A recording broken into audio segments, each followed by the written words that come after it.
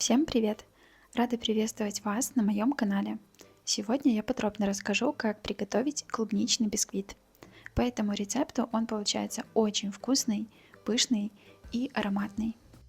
Нам понадобится 3 яйца. Желательно, чтобы они были комнатной температуры. Аккуратно отделяем белки от желтков. Желтки пока убираем в сторону, а к белкам добавляем щепотку соли и 2 столовые ложки сахара от общего количества. Всего сахара нам понадобится 150 граммов. Взбиваем белки на максимальной скорости миксера до состояния пышной и крепкой пены.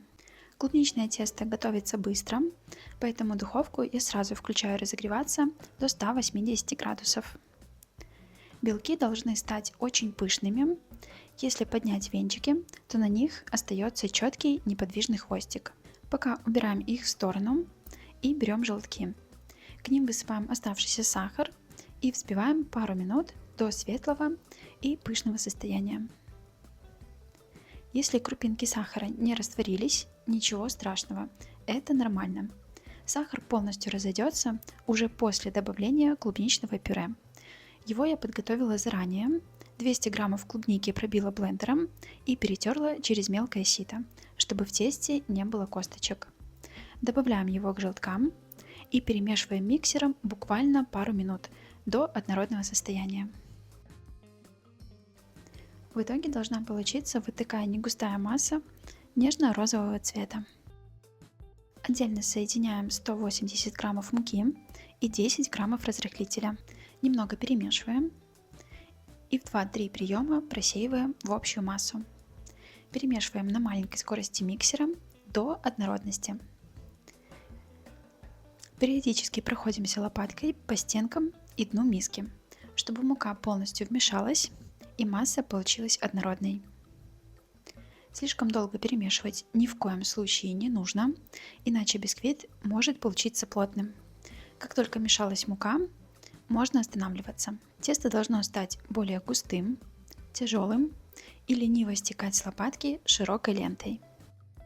Дальше добавляем взбитые белки и перемешиваем уже лопаткой аккуратными движениями снизу вверх, чтобы максимально сохранить воздушность белков.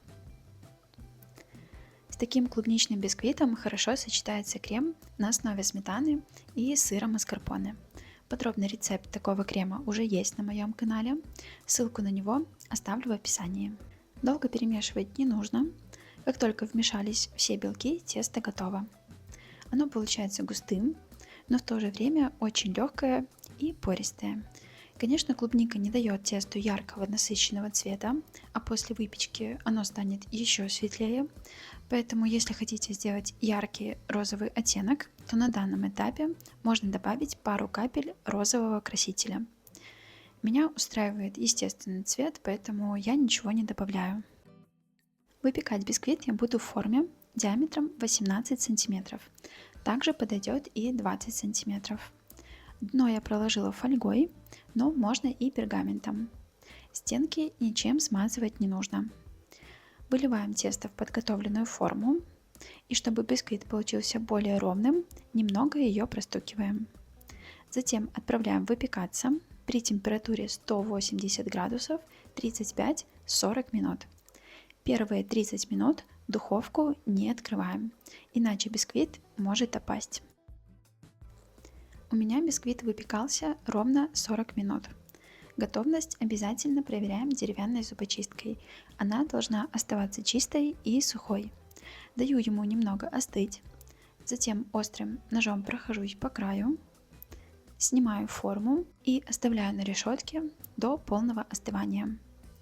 После этого его необходимо переложить в пакет и оставить в холодильнике на пару часов, чтобы в нем распределилась вся влага и он меньше крошился при нарезке. Бисквит достаточно высокий, и его можно разрезать на 3 коржа.